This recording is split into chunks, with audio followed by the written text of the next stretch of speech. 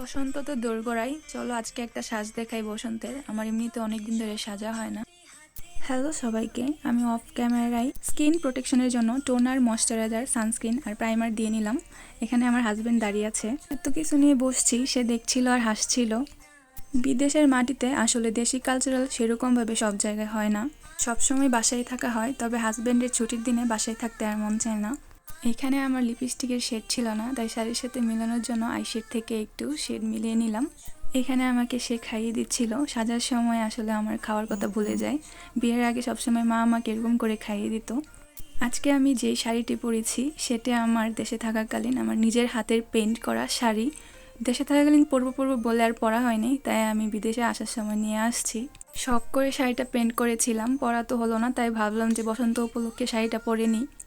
এখানে আমার সাজের শেষ পর্যায়ে চলে গেছে। আমি কন্টুরিং করে নিচ্ছি, ব্লাশ দিয়ে নিচ্ছি। হাইলাইটার দেওয়ার জন্য আমি তখন ব্রাশ খুঁজে পাচ্ছিলাম না, তখন পরে আমি আমার নর্মাল ব্রাশ দিয়ে আমি হাইলাইটার দিই। And hair is my final look. এখানে আমি একটু ঢং করছিলাম শ্বাস শেষ বলে, এই তো আমি ফুল লাগিয়ে নিলাম, আর বাকি যে অর্নামেন্টস ছিল সেগুলোও পরে নিয়েছি।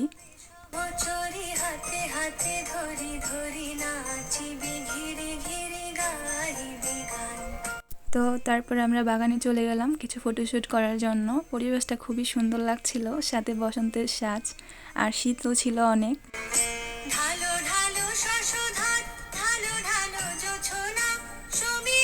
আমার হাজব্যান্ড তেমন একটা ক্যামেরার সামনে আসতে চায় না, ইদানিং তাকে ক্যামেরার সামনে আনা যায়।